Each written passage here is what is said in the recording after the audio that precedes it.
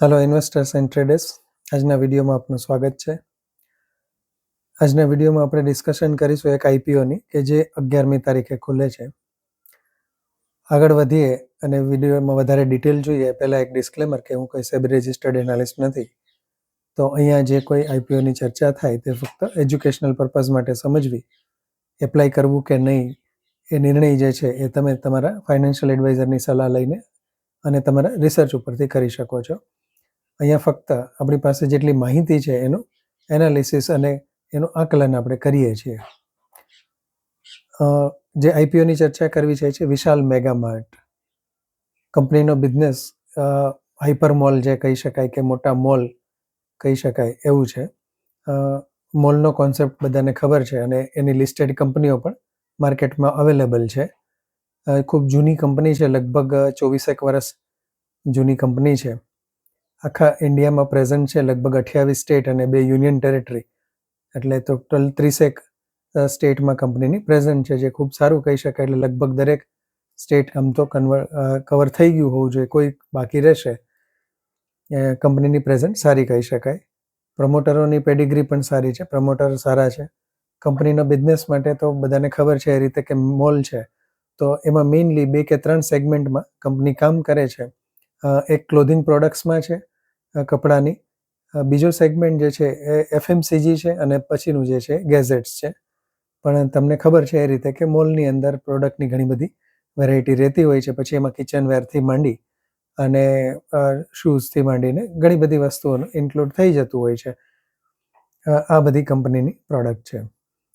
કંપનીના જે સ્ટોર છે ઓલ ઇન્ડિયામાં આમ જોવા જઈએ ને તો જેટલા લિસ્ટેડ સ્પેસની કંપનીઓ છે એમાં હાઈએસ્ટ કદાચ હોઈ શકે છે. છતાં કંઈ કરેક્શન હોય તો કોઈ મારું ધ્યાન દોરશે. લગભગ 640ની આજુબાજુમાં કંપનીના સ્ટોર છે. કોઈ પ્રોસ્પેક્ટમાં કંપની લગભગ 625 કે 26 બતાવે છે, એકાદી જગ્યાએ 640 જોવા મળ્યું છે.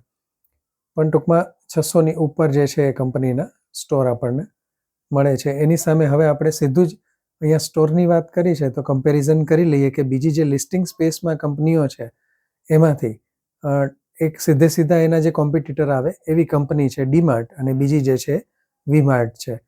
તો ડીમાર્ટ જે છે તો બધાને ખબર છે કે પોતાની જગ્યા લઈ અને પોતાના જે સ્ટોર બનાવે છે એ કોઈ ફ્રેન્ચાઇઝી આપતી નથી. ડીમાર્ટમાં જે કાંઈ સ્ટોર્સ છે એ બધા પોતાના છે. એ લોકો પોતે જ જમીનને બધું લઈ અને પોતાના ઓન કરેલા છે કે જેથી કરીને રિયલ એસ્ટેટમાં જે કાંઈ વધારો થાય એનો પણ બેનિફિટ મળી જાય, એવો દામાણી સાહેબનું વિઝન છે, એમના જે પ્રમોટર છે એમનો ડીમાર્ટ માટે.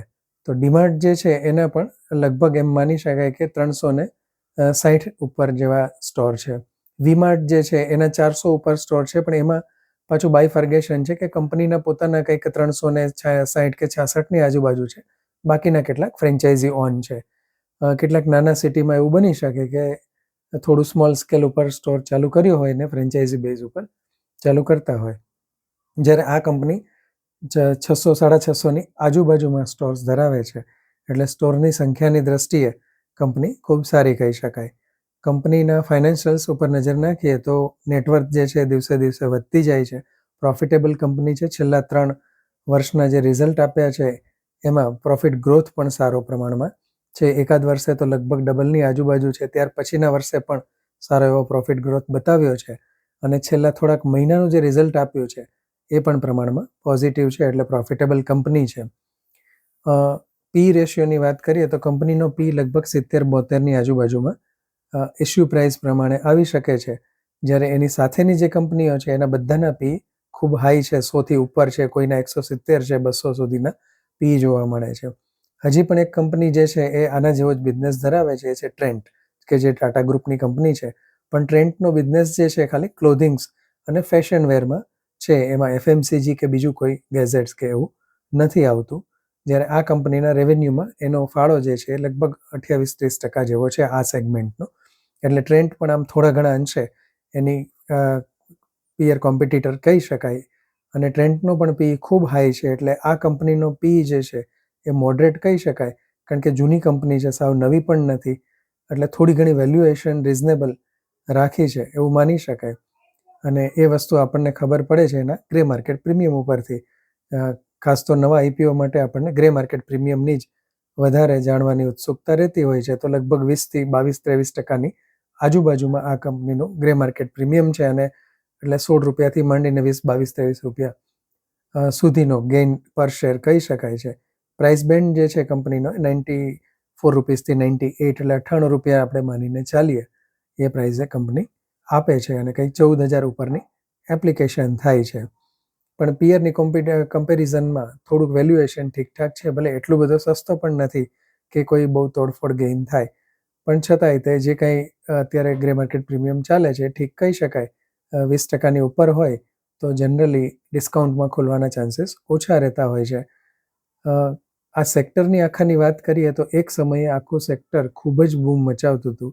એવન્યુ સુપરમાર્ટ, ડી-માર્ટ જેને કહીએ છીએ, કે જેનો ગ્રોથ એક સમયે લગભગ દર ક્વાર્ટર ટુ ક્વાર્ટર 40%, 44%, 30%ના ગ્રોથથી વધતી હતી. પણ છેલ્લા 1-1.5 વર્ષથી એમાં થોડુંક સ્ટેગ્નન્સી આવી છે. એક ધારો ગ્રોથ જે છે થોડો નીચે આવ્યો છે. કંપની એટલા પ્રમાણમાં ગ્રોથ નથી કરતી અને એને કારણે જ બજારનો ભાવ જે છે હમણાં એમાં પ્રમાણમાં સ્થિર છે. ખાસ એમાં અત્યારે એપ્રિસિએશન કે વધારો માર્કેટ વધે તો પણ જોવા નથી મળતો.